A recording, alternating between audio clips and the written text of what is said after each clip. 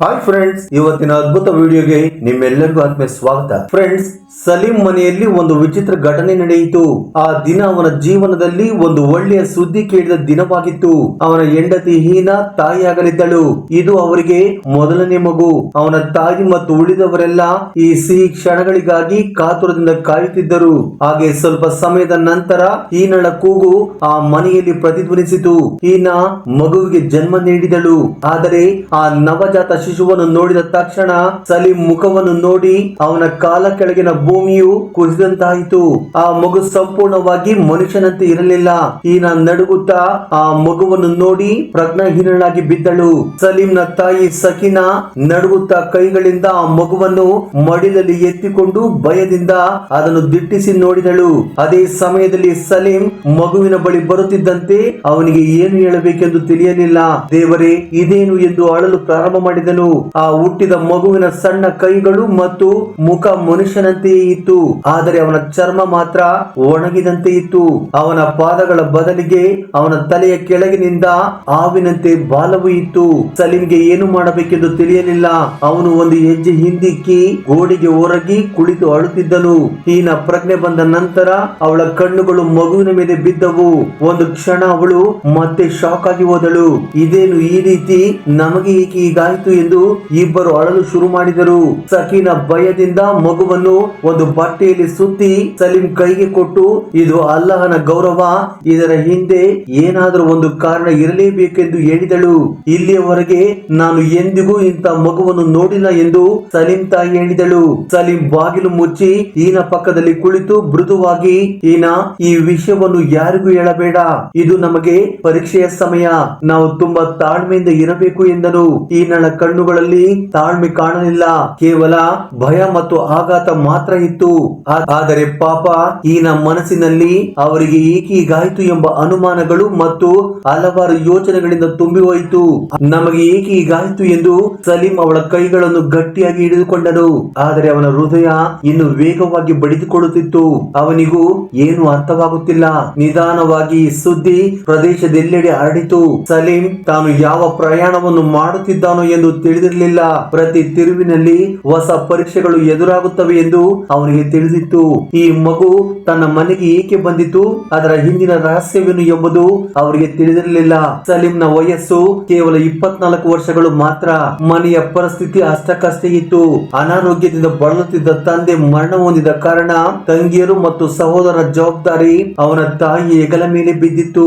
ಪಾಪ ಸಲೀಂ ಕೂಲಿ ಕೆಲಸಕ್ಕೆ ಹೋಗುತ್ತಿದ್ದನು. ಆ ರೀತಿ ಇರುವಾಗ ಒಂದು ದಿನ ಸಂಜೆ ಆ ಊರಿನ ಒಬ್ಬ ಶ್ರೀಮಂತ ಅವನ ಬಳಿ ಬಂದು ಒಂದು ದೊಡ್ಡ ಕೆಲಸವನ್ನು ವಹಿಸಿದನು.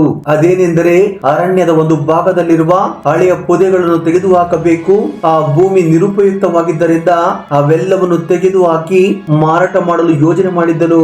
ಅದಕ್ಕಾಗಿ ಆ ಕೆಲಸವನ್ನು ಸಲೀಂಗೆ ವಹಿಸಿದನು. ಸಲೀಂಗೆ ಹೆಚ್ಚು ಹಣವನ್ನು ನೀಡುವುದಾಗಿ ಹೇಳಿದನು.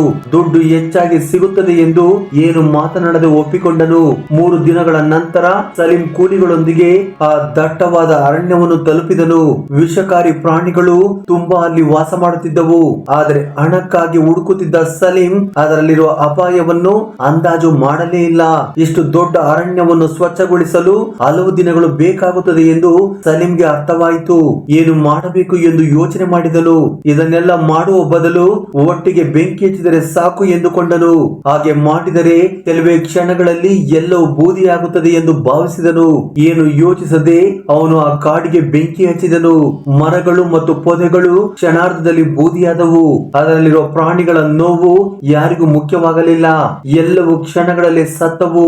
ಆ ಪ್ರದೇಶವೆಲ್ಲ ಹೊಗೆಯಿಂದ ತುಂಬಿ ಹೋಯಿತು. ಗಾಳಿಯಲ್ಲಿ ಕೇವಲ ಬೆಂಕಿಯ ವಾಸನೆ ಮಾತ್ರ ಇತ್ತು. ನೆಲದ ಮೇಲೆ ಎಲ್ಲೆಡೆ ಗೊಂದಲವಿತ್ತು. ಪಕ್ಷಿಗಳು ಮರದ ಮೇಲೆ ಕುಳಿತು ವೇದನೆಯಿಂದ ನರಳುತ್ತಿದ್ದವು. ಪ್ರಾಣಿಗಳು ನೆಲದ ಮೇಲೆ ಅತ್ತಿಂದಿತ್ತ ಓಡಾಡುತ್ತಿದ್ದವು. ಅವುಗಳಿಗೆ ತಪ್ಪಿಸಿಕೊಳ್ಳಲು ದಾರಿ ಇರಲಿಲ್ಲ. ಈ ಗೊಂದಲದ ಮಧ್ಯೆ ಉರಿಯುತ್ತಿದ್ದ ಅರಣ್ಯದ ಬೆಂಕಿಯಿಂದ ಇದ್ದಕ್ಕಿದ್ದಂತೆ ಒಂದು ದೊಡ್ಡ ಹಾವು ಹೊರಗೆ ಬಂದಿತು. ಆ ಹಾವನ್ನು ಗ್ರಾಮಸ್ಥರು ಭಕ್ತಿಯಿಂದ ನಾಗದೇವತೆ ಎಂದು ಕರೆಯುತ್ತಿದ್ದರು. ಆದರೆ ಸಲೀಂ ಹಚ್ಚಿದ ಬೆಂಕಿಯಿಂದ ಪಾಪ ಆ ಹಾವಿನ ದೇಹ ಅರ್ಧ ಸುಟ್ಟು ಹೋಗಿತ್ತು. ಆ ಹಾವಿನ ಕಣ್ಣುಗಳಲ್ಲಿ ನೋವು ಕಾಣಿಸುತ್ತಿತ್ತು. ತುಂಬಾ ಹೊತ್ತಿನ ನಂತರ ಬೆಂಕಿ ಆರಿ ಹೋಯಿತು. ಆದರೆ ಅದೇ ಸಮಯದಲ್ಲಿ ಆ ಹಾವಿನ ಕಣ್ಣುಗಳು ಸಲೀಂ ಮೇಲೆ ಬಿದ್ದವು. ಆ ಕ್ಷಣದಲ್ಲಿ ಕ್ಷಣದಲ್ಲಿ ಸಲೀಂಗೆ ತನ್ನ ಹೃದಯ ನಿಂತಂತಾಯಿತು. ಅವನ ಮನಸ್ಸು ಅವನಿಗೆ ಏನೋ ಹೇಳಲು ಪ್ರಯತ್ನಿಸುತ್ತಿತ್ತು. ಸಲೀಂ ಕೂಡ ಇದನ್ನು ಊಹಿಸಿರಲಿಲ್ಲ. ಸಲೀಂ ಏನು ಆಗದಂತೆ ತಲೆ ತಗ್ಗಿಸಿ ಹಿಂದೆ ತಿರುಗಿ ನೋಡದೆ ಹೊರಟು ಹೋದನು. 4 ದಿನಗಳ ನಂತರ ಆ ಅರಣ್ಯವೆಲ್ಲ ಬೂದಿಯಾಗಿತ್ತು. ಸಲೀಂ ಬಹಳ ಕಷ್ಟಪಟ್ಟು ಇಡೀ ಪ್ರದೇಶವನ್ನು ಸ್ವಚ್ಛಗೊಳಿಸಿದನು ಮತ್ತು ಬಹಳಷ್ಟು ಹಣವನ್ನು ಸಹ ಪಡೆದುಕೊಂಡನು. ಅದರೊಂದಿಗೆ ಅವನು ಮೊದಲು ತನ್ನ ತಾಯಿಗೆ ಚಿಕಿತ್ಸೆ ಕೊಡಿಸಿ ಉಳಿದ ಹಣದಿಂದ ಒಂದು ಸಣ್ಣ ವ್ಯಾಪಾರವನ್ನು ಪ್ರಾರಂಭಿಸಿದನು. ಆಗ ಅವನ ಜೀವನ ತುಂಬಾ ಸುಖಕರವಾಗಿದೆ ಎಂದು ಅನಿಸಿತು. ಆದರೆ ರಾತ್ರಿ ಹೊತ್ತು ಏನೋ ಕನಸುಗಳು ಬರುತ್ತಿದ್ದವು. ಪ್ರತಿ ರಾತ್ರಿ ಅದೇ ಕನಸು, ಅದೇ ಅರಣ್ಯ, ಅದೇ ಹೊಗೆ, ಅದೇ ಹಾವು. ಅದು ಸಲೀಂ ಕಡೆ ನೋಡುತ್ತಿರುವಂತೆ ಕನಸು ಬರುತ್ತಲೇ ಇತ್ತು. ಪ್ರತಿ ಬೆಳಿಗ್ಗೆ ಸಲೀಂ ಉದ್ವಿಗ್ನನಾಗಿ ನಿದ್ರೆಯಿಂದ ಏಳುತ್ತಿದ್ದನು. ಸಲೀಂ ಪ್ರತಿದಿನ ದೇವರೊಂದಿಗೆ ಅಲ್ಲ, ನನಗೇಕೆ ಶಿಕ್ಷೆ, ನಾನು ತಪ್ಪು ಮಾಡಿದ್ದೇನೆ ಎಂದು ಒಪ್ಪಿಕೊಳ್ಳುತ್ತೇನೆ ಎಂದು ಮನಸ್ಸಿನಲ್ಲಿ ಅಂದುಕೊಳ್ಳುತ್ತಿದ್ದನು. ಹಾಗೆ ಕೆಲವು ದಿನಗಳು ಕಳೆದ ನಂತರ ಸಲೀಂಗೆ ಒಂದು ಗಂಡು ಮಗು ಹುಟ್ಟಿತು. ಆ ಮಗುವಿಗೆ ರೆಹಾನ್ ಎಂದು ಹೆಸರಿಟ್ಟನು. ರೆಹಾನ್ ಆಗಮನದಿಂದ ಮನೆಯಲ್ಲಿ ಸಂತೋಷ ಮರಳಿದೆ ಎಂದುಕೊಂಡರು. ಆದರೆ ಈನ ಕಣ್ಣುಗಳಲ್ಲಿ ಮೌನವಿತ್ತು. ರೆಹಾನ್ ಅರ್ಧ ಮನುಷ್ಯ ಮತ್ತು ಅರ್ಧ ಹಾವಿನಂತೆ ಇರುವುದರಿಂದ ಯಾರಿಗೂ ಸಂತೋಷವಿರಲಿಲ್ಲ.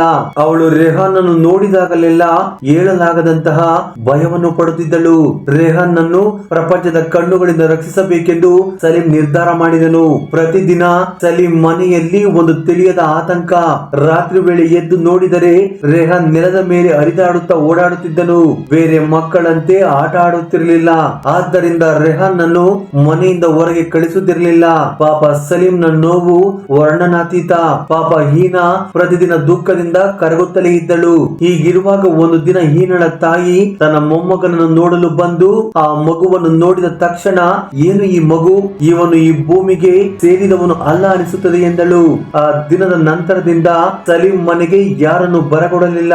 ಆ ಮನೆ ಈಗ ಒಂದು ಜೈಲಿನಂತಾಗಿತ್ತು. ಅದರಲ್ಲಿರುವ ಕೈದಿ ಕೇವಲ ರೆಹಾನ್ ಮಾತ್ರವಲ್ಲ, ವಾಸ್ತವವಾಗಿ ಕುಟುಂಬದ ಎಲ್ಲರೂ ಹೊರಗೆ ಬರದೆ ಕೈದಿಗಳಾಗಿ ಕಳೆದರು. ಸಮಯ ಕಳೆಯಿತು. ರೆಹಾನ್ ಸ್ವಲ್ಪ ಸ್ವಲ್ಪವಾಗಿ ಬೆಳೆಯುತ್ತಿದ್ದನು. ಆದರೆ ಅವನಲ್ಲಿ ಇನ್ನೇನು ನಡೆಯುತ್ತಿತ್ತು. ಅವನ ಬಾಲ, ಹಸಿರು ಕಣ್ಣುಗಳು ಮತ್ತು ವಿಚಿತ್ರ ಮೌನ ಅವನೊಂದಿಗೆ ಬೆಳೆಯಲಾರಂಭಿಸಿದವು. ಅವನು ಎಂದಿಗೂ ಅಳಲಿಲ್ಲ, ಎಂದಿಗೂ ನಗಲಿಲ್ಲ. ಹಸಿವು ಇಲ್ಲ, ನೋವು ಇಲ್ಲ. ರೆಹಾನ್ ವಯಸ್ಸು ಈಗ 3 ವರ್ಷಗಳು. ಕೆಲವೊಮ್ಮೆ 1 ಗಂಟೆ ಕಾಲ ಮೂಲೆಗಳಲ್ಲಿ ಮೌನವಾಗಿ ಕುಳಿತುಕೊಳ್ಳುತ್ತಿದ್ದನು.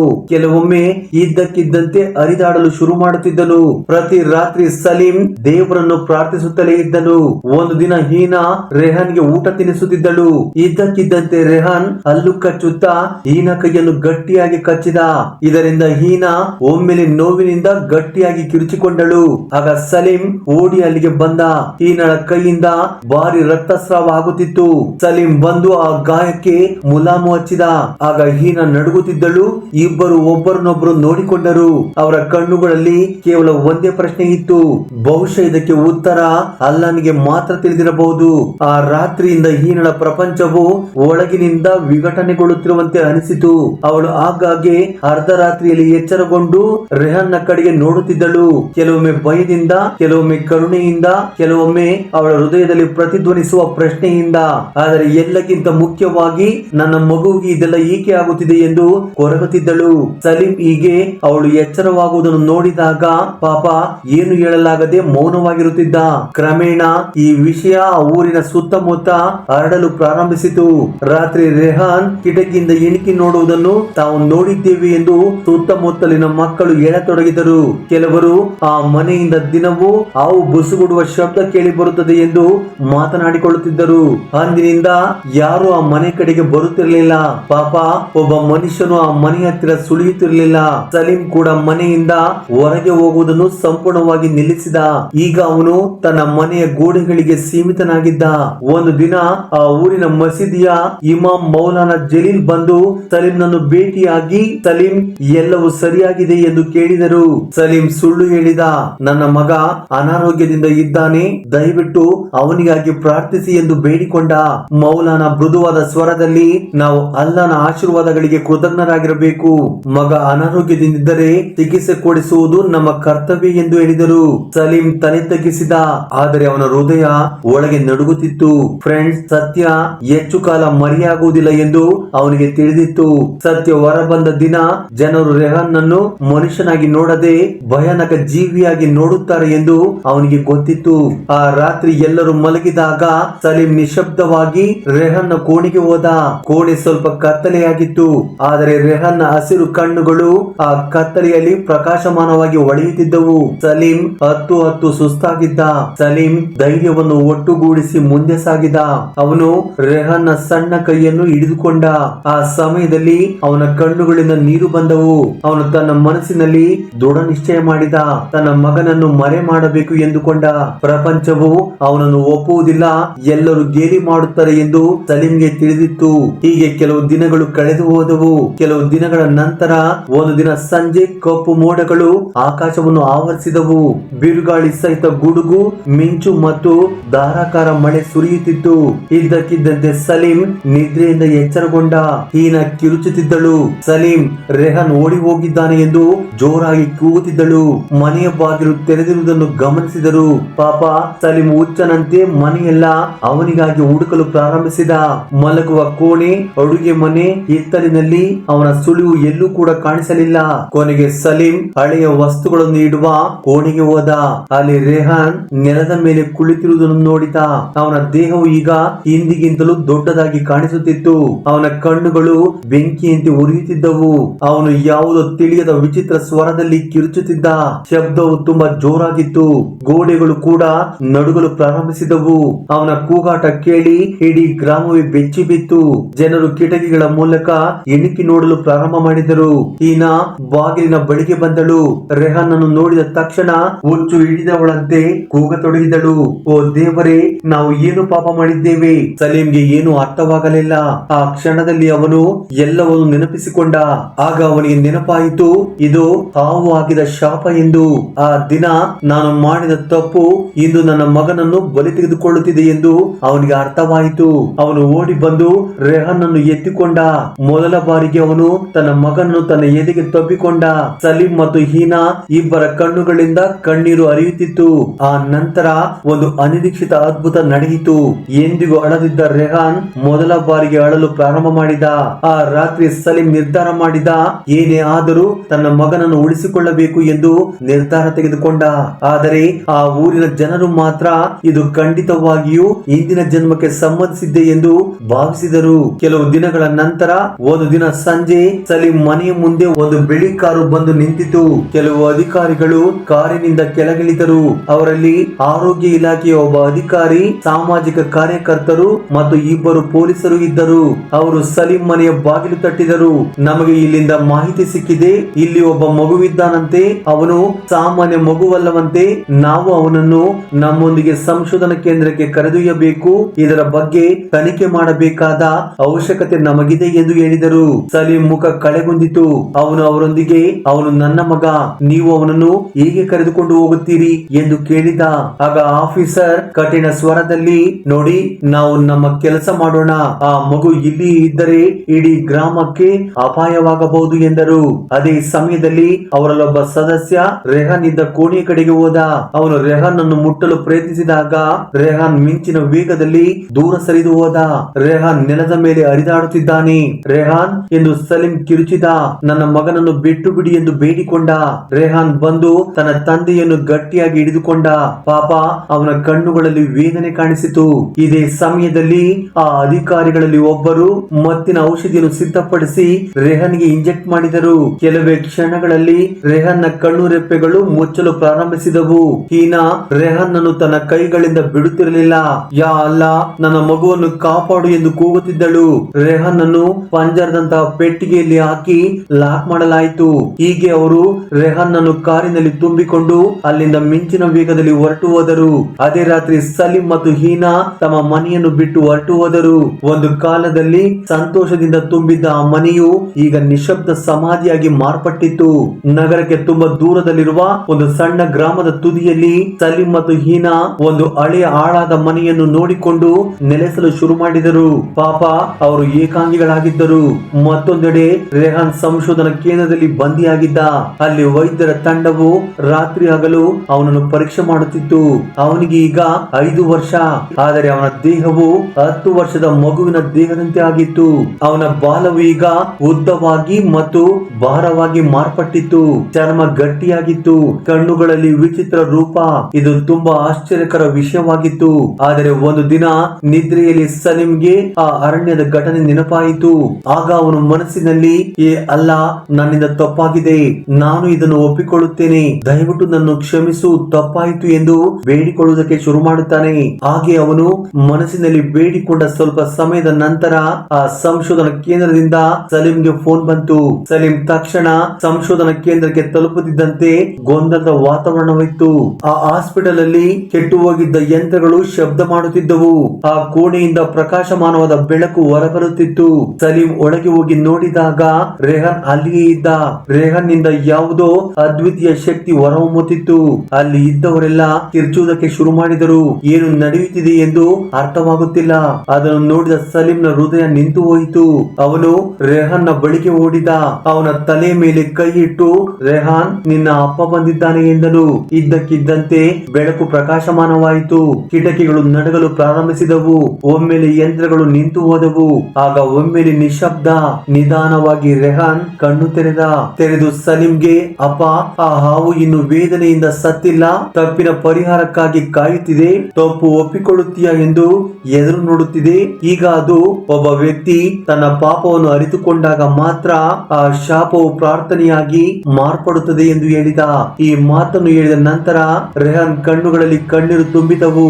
ಒಂದು ಕಾಲದಲ್ಲಿ ಗಟ್ಟಿಯಾಗಿ ಹಾವಿನಂತೆ ಇದ್ದ ಅವನ ಚರ್ಮ ಈಗ ಮೃದುವಾಗಿ ಮನುಷ್ಯನಂತೆ ಮಾರ್ಪಟ್ಟಿತ್ತು. ಅದನ್ನು ಕಂಡ ಡಾಕ್ಟರ್ಗಳ ಕಣ್ಣುಗಳು ದೊಡ್ಡದಾದವು. ರೆಹಾನ್ ನ ಮುಖ ಮತ್ತು ದೇಹ ಈಗ ಮನುಷ್ಯನಂತೆ ಮಾರ್ಪಟ್ಟಿತ್ತು. ರೆಹಾನ್ ನ ತಾಯಿ ಈನಾ ಕೂಡ ಬಂದು ರೆಹಾನ್ ಅನ್ನು ತಬ್ಬಿಕೊಂಡಳು. ಅವಳು ಒಂದೇ ಸಮನೆ ಅಳುತ್ತಲೇ ಇದ್ದಳು. ಆ ಕ್ಷಣದಲ್ಲಿ ಸಲೀಂಗೆ ತಿಳಿಯದ ಆನಂದ ಎನಿಸಿತು. ಪಶ್ಚಾತ್ತಾಪಕ್ಕಿಂತ ಮಿಗಿಲಾದ ಬಲವಿಲ್ಲ ಎಂದು ಅವನಿಗೆ ಅರ್ಥವಾಯಿತು. ಆದರೆ ವಿಧಿ ಯಾರನ್ನು ಅಷ್ಟು ಸುಲಭವಾಗಿ ಕ್ಷಮಿಸುವುದಿಲ್ಲ. ಇದ್ದಕ್ಕಿದ್ದಂತೆ ಪ್ರಯೋಗಾಲಯವೆಲ್ಲ ಎಚ್ಚರಿಕೆಯ ಶಬ್ದದಿಂದ ತುಂಬಿ ಹೋಯಿತು. ಡಾಕ್ಟರ್ ಓಡಿ ಬಂದರು. ರೆಹಾನ್ ನ ದೇಹದ ಉಷ್ಣತೆ ಇದ್ದಕ್ಕಿದ್ದಂತೆ ತುಂಬಾ ಹೆಚ್ಚಾಗಿದೆ. ಅವನ ಒಳಗೆ ಏನು ನಡೆಯುತ್ತಿದೆ ಎಂದು ಹೇಳಿದರು. ಸಲೀಂನ ಹೃದಯ ವೇಗವಾಗಿ ಬಡಿದುಕೊಂಡಿತು. ಅವನು ರೆಹಾನ್ ನ ಕೈಯನ್ನು ಗಟ್ಟಿಯಾಗಿ ಹಿಡಿದುಕೊಂಡು ಬಿಡುತ್ತಿರಲಿಲ್ಲ. ಆಗ ರೆಹಾನ್ ಸಲೀಂಗೆ, ಅಪ್ಪ, ನನ್ನನ್ನು ಹೋಗಲು ಬಿಡಿ. ಕಳೆದ ಕೆಲವು ದಿನಗಳಿಂದ ಹಿಂಸೆ ಪಡುತ್ತಿದ್ದ ಆ ಸರ್ಪವು ಈಗ ಶಾಂತವಾಗಿದೆ. ಆದರೆ ಅದರ ಒಂದು ಭಾಗ ನನ್ನಲ್ಲಿ ಉಳಿದಿದೆ. ನಾನು ಬದುಕಿದ್ದರೆ ಅದು ಮತ್ತೆ ಹಿಂದಿರುಗುತ್ತದೆ ಎಂದು ಹೇಳಿ ಅಳುವುದಕ್ಕೆ ಶುರು ಮಾಡಿದನು. ಆಗ ಸಲೀಂ ಗಟ್ಟಿಯಾಗಿ ತನ್ನ ತಲೆಯನ್ನು ಅಲ್ಲಾಡಿಸಿದ. ಇಲ್ಲ ಮಗನೇ, ನಾನು ಮತ್ತೆ ನಿನ್ನನ್ನು ಬಿಟ್ಟು ಇರಲಾರೆ. ನಾನು ಎಲ್ಲವನ್ನು ಕಳೆದುಕೊಂಡಿದ್ದೇನೆ. ನಾನು ನಿನ್ನನ್ನು ಸಹ ಕಳೆದುಕೊಳ್ಳಲಾರೆ ಎಂದನು. ಆಗ ರೆಹಾನ್ ನಕ್ಕನು. ಅಪ್ಪ, ನೀನು ನನಗೆ ಮನುಷ್ಯನಾಗಿರುವುದನ್ನು ಕಲಿಸಿದೆ. ಈಗ ನಾನು ಮಾನವ ಕುಲಕ್ಕೆ ಶಾಂತಿಯನ್ನು ನೀಡಬೇಕು ಎಂದನು. ಅವೇ ರೆಹಾನ್ ನ ಕೊನೆಯ ಮಾತುಗಳು. ಇದ್ದಕ್ಕಿದ್ದಂತೆ ಅವನ ದೇಹದಿಂದ ಒಂದು ಪ್ರಕಾಶಮಾನವಾದ ಬಿಳಿ ಬೆಳಕು ಹೊರಹೊಮ್ಮಿತು. ತುಂಬಾ ಪ್ರಕಾಶಮಾನವಾಗಿ ಇಡೀ ಕೋಣೆ ತುಂಬಿ ಹೋಯಿತು. ಅಲ್ಲಿನ ಮಿಷನ್ ಗಳು ನಿಂತು ಹೋದವು. ಸ್ವಲ್ಪ ಸಮಯದ ನಂತರ ರೆಹಾನ್ ಇರಲಿಲ್ಲ. ಕೇವಲ ಬೂದಿ ಮಾತ್ರ ಉಳಿದಿತ್ತು. ಸಲೀಂ ನಡುಗುತ್ತಿದ್ದ ಕೈಗಳಿಂದ ಆ ಬೂದಿಯನ್ನು ತೆಗೆದುಕೊಂಡ. ಅವನ ಅಂಗೈಗಳಲ್ಲಿ ರೆಹಾನ್ ನ ನಗು ಇನ್ನು ಉಳಿದಿರುವಂತೆ ಅನಿಸಿತು. ಈನಾ ಅಲ್ಲಿ ಅಪಸ್ಮರ ಸ್ಥಿತಿಯಲ್ಲಿ ಬಿದ್ದಿದ್ದಳು. ವೈದ್ಯರು ತಮ್ಮೊಳಗೆ ಚರ್ಚೆ ಮಾಡಿಕೊಳ್ಳುತ್ತಿದ್ದರು. ಆ ರಾತ್ರಿ ಸಂಶೋಧನಾ ಕೇಂದ್ರದ ಮೇಲಿರುವ ಆಕಾಶದಲ್ಲಿ ಒಂದು ವಿಚಿತ್ರ ಬೆಳಕು ಕಾಣಿಸಿತು. ಒಂದು ಉಲ್ಕಿ ಬಿದ್ದಿದೆ ಎಂದು ಜನರು ಹೇಳಿಕೊಂಡರು. ಆದರೆ ರೆಹಾನ್ ಈಗ ಆಕಾಶದ ಭಾಗವಾಗಿದ್ದಾನೆ ಎಂದು ಸಲೀಂಗೆ ತಿಳಿದಿತ್ತು. ಹೀಗೆ ಆ ದಿನ ಮುಗಿದು ಹೋಯಿತು. ಸಮಯ ಕಳೆದು ಹೋಗುತ್ತಿತ್ತು. ಸಲೀಂ ಮತ್ತು ಹೀನಾ ಈಗ ತಮ್ಮ ಮನೆಯನ್ನು ಬಿಟ್ಟು ಬೇರೆ ಗ್ರಾಮದಲ್ಲಿ ನೆಲೆಸಿದ್ದರು. ಸಲೀಂ ಒಂದು ಸಣ್ಣ ಶಾಲೆಯನ್ನು ತೆರೆದು ಮಕ್ಕಳಿಗೆ ಪಾಠ ಹೇಳುತ್ತಿದ್ದ. ಜೀವನವು ಅವನಿಗೆ ಇನ್ನೊಂದು ಅವಕಾಶ ನೀಡಿದಂತೆ ನಗುತ್ತಿದ್ದ. ಇದಕ್ಕೂ ಮೊದಲು ಅವನು ಯಾವ ಕಾಡನ್ನು ಸುಟ್ಟಿದ್ದನೋ ಈಗ ಅದು ಮತ್ತೆ ಹಚ್ಚ ಹಸಿರಾಗಿದೆ.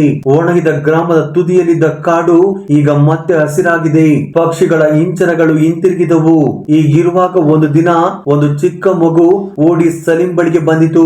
ಮಾಸ್ಟರ್, ಒಂದು ಹಾವು ಮರದ ಕೆಳಗೆ ಕುಳಿತಿರುವುದನ್ನು ನೋಡುತ್ತಿದ್ದೇನೆ. ಆದರೆ ಅದು ಯಾರನ್ನು ಕಚ್ಚುವುದಿಲ್ಲ. ನಮ್ಮನ್ನು ಯಾವಾಗಲೂ ನೋಡುತ್ತಲೇ ಇರುತ್ತದೆ ಎಂದು ಹೇಳಿದನು. ಅದನ್ನು ನೋಡಲು ಸಲೀಂ ಮರದ ಕೆಳಗೆ ಹೋದ. ಅಲ್ಲಿ ಒಂದು ಕಪ್ಪು ಸುಂದರವಾದ ಹಾವು ಕುಳಿತಿತ್ತು. ಸುಂದರ ಕಣ್ಣುಗಳಲ್ಲಿ ಅದೇ ಶಾಂತಿ ಇತ್ತು. ಒಂದು ಕಾಲದಲ್ಲಿ ರೆಹಾನ್ಗೆ ಇದ್ದ ಅದೇ ಶಾಂತಿ. ಸಲೀಂ ಆ ಹಾವಿನೊಂದಿಗೆ ಮರಳಿ ಬಂದಿದ್ದಕ್ಕೆ ನನಗೆ ತುಂಬಾ ಸಂತೋಷವಾಗಿದೆ ಎಂದನು. ಆ ರಾತ್ರಿ ಸಲೀಂ ನನ್ನನ್ನು ಕ್ಷಮಿಸು ಎಂದು ಈನಳ ಬಳಿ ಕೇಳಿದ. ಈನಳ ಕಣ್ಣುಗಳಲ್ಲಿ ಕಣ್ಣೀರು ಇತ್ತು. ರೆಹಾನ್ಗಾಗಿ ಸಲೀಂ ಸಲೀಂ ಆಕಾಶದ ಕಡೆಗೆ ನೋಡಿದ. ಅಲ್ಲಿ ಒಂದು ನಕ್ಷತ್ರವು ಪ್ರಕಾಶಮಾನವಾಗಿ ಮಿಂಚುತ್ತಿತ್ತು. ಅದು ಅಲ್ಲಿಯೇ ಇತ್ತು. ಫ್ರೆಂಡ್ಸ್, ಪಶ್ಚಾತ್ತಾಪ ನಿಜವಾಗಿದ್ದರೆ ದೇವರು ಯಾರನ್ನಾದ್ರೂ ಕ್ಷಮಿಸುತ್ತಾನೆ ಎಂದು ಈ ವಿಡಿಯೋ ನಮಗೆ ಬೋಧಿಸುತ್ತದೆ. ಫ್ರೆಂಡ್ಸ್, ಈ ವಿಡಿಯೋ ನಿಮ್ಗೆ ಇಷ್ಟವಾದರೆ ದಯವಿಟ್ಟು ಲೈಕ್ ನೀಡಿ, ನಮ್ಮ ಚಾನಲ್ ಅನ್ನು ಸಬ್ಸ್ಕ್ರೈಬ್ ಮಾಡಿಕೊಳ್ಳಿ. ಹಾಗೆ ಪಕ್ಕದಲ್ಲಿರುವ ಬೆಲ್ ಐಕಾನ್ ಅನ್ನು ಕ್ಲಿಕ್ ಮಾಡುವ ಮೂಲಕ ಇನ್ನೂ ಹೆಚ್ಚಿನ ವಿಡಿಯೋ ಮಾಡಲು ನಿಮ್ಮ ಪ್ರೋತ್ಸಾಹವನ್ನು ನೀಡಿ. ಧನ್ಯವಾದಗಳು.